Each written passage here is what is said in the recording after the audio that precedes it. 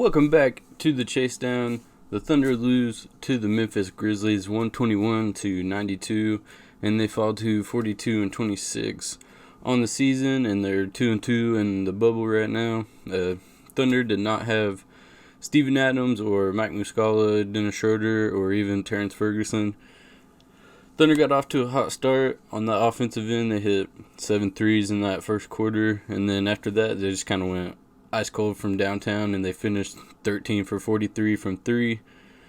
Thunder had an 18-point lead at one point. They outscored the Grizzlies 37-25 in the first quarter, and then the Grizzlies outscored the Thunder every other quarter after that.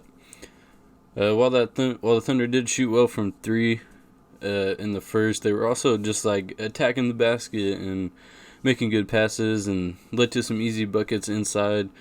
Pick and roll game was there. Nerlens got a dunk and Baisley got a dunk, and Nerlens had an easy mid-range shot on the baseline. And then, after that, Thunder just started chucking up threes because they were making them in that first quarter, and then they had some sloppy passes and, just like a lot of loose balls, and then that ended up letting the Grizzlies go on a 26-3 run. And that's where the Grizzlies got out to their big lead, and when the Thunder weren't making shots, not really a way you can catch up to that. Now, the Thunder did suffer on the boards, obviously, without Steven Adams. They were out-rebounded 58-36. Thunder had to roll out Kevin Hervey to play the 5, and they even had Darius Baisley play the 5 when Nerlens Noel had to go to the bench, and because he got in foul trouble, and then, you got to arrest him every once in a while. Thunder defense also really was not great in this game.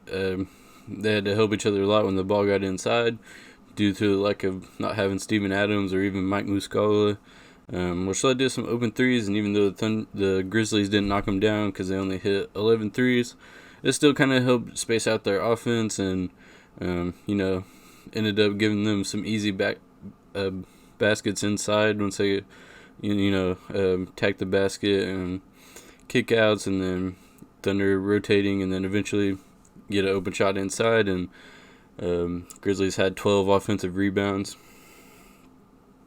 And the Grizzlies ended up outscoring the Thunder 56-36 for points in the paint, which is really bad. Without Steven Adams, that's going to happen. He's not rebounding. He's not there to use his big body. Well, Nerlens is a good shot blocker.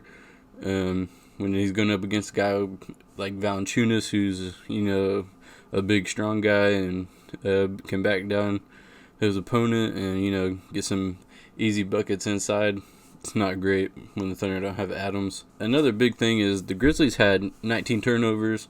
Thunder only had 10. You'd think that'd be a good thing.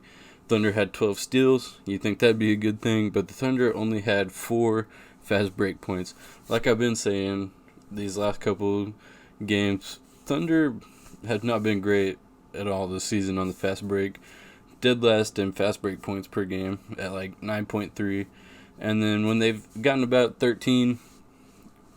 around 13 fast break points in a game, they usually end up winning. If they don't, it's still like a close game. These fast break points, Thunder have got to be better on the fast break. If they had converted some of these fast break points on these 12 steals and 19 turnovers by the Grizzlies, it could have cured their offensive woes a little bit and kept them in the game, and it would have been closer at the end of the game, and maybe the Thunder could have pulled it out with clutch Chris Paul, or even they might have played Gallo some more. Just relying on the Thunder's half-court offense really, while it's been a bright side to the Thunder a lot of times this season, a couple games it's been the downfall for them, and that's what the case was in this one, is they were chucking up threes and missing layups and getting out-rebounded. Using that fast break would have really helped them stay in this game, and Thunder might have been able to get out with the win in a close one. Thunder's bench was not great. They only had 26 points, which, ain't too bad, but the Grizzlies bench had 46. The Grizzlies big men, like I said, no Steven Adams, so they dominated this game. Valanciunas, 19 points, 11 rebounds. Gorgie Dang, 12 points, 7 rebounds. Brandon Clark, 12 points, 8 rebounds. Anthony Tolliver, 8 points, 5 rebounds, hit 2 3-pointers.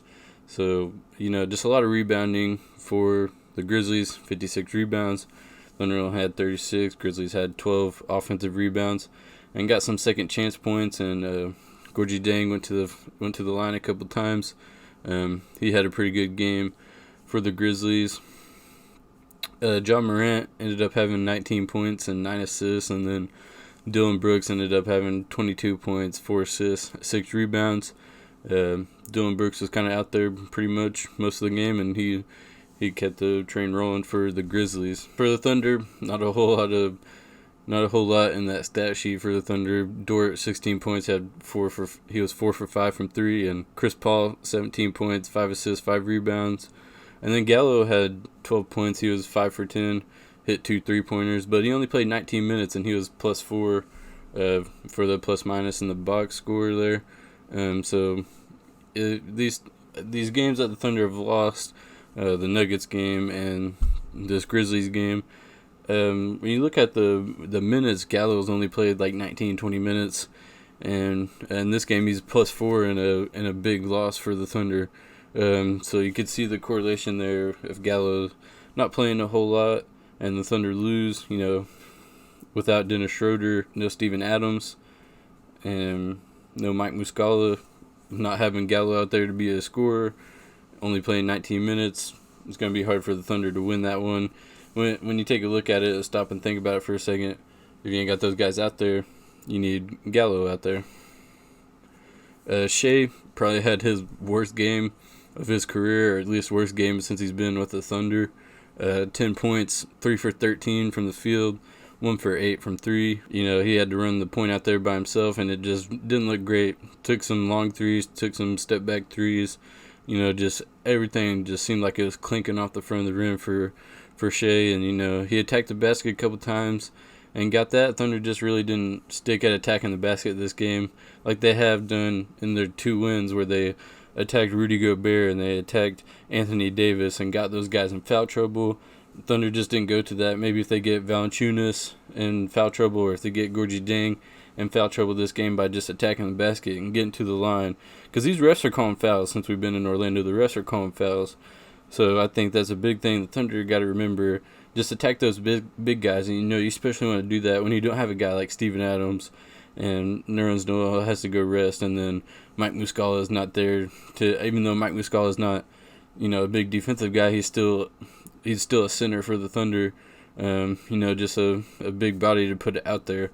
When you don't have those guys, that's when you really do want to go back to that game plan of attacking those guys like Rudy Gobert and Anthony Davis and Valanciunas and Gorgie Dang. Get those guys in foul trouble so you can get to the basket, and then that'll lead to some open threes. And maybe, if your shot's not falling, sometimes you just got to keep shooting.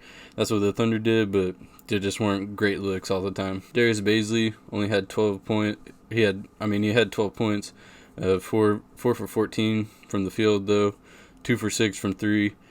Diallo, 7 points. He had 8 rebounds. Some of those rebounds came a little late in the game, and it didn't even matter, though. He was 3 for 11. He was 1 for 4 from 3. Hit his 1 3-pointer in that first quarter. So, that's the story of the game right there. Not much else. All the starters had double digits. Nerlens didn't have a great game. Probably his worst start of this year for the Thunder, because really, in those other starts that he's had for this Thunder when Adams was hurt early on, he played pretty good. He had a double-double, so probably Nerlens Noel's worst start going up against a guy like Valanciunas. Not great for Nerlens. So that's about it for this one. Thank you guys so much for watching. Let me know what you guys think down in the comments below. See you next time.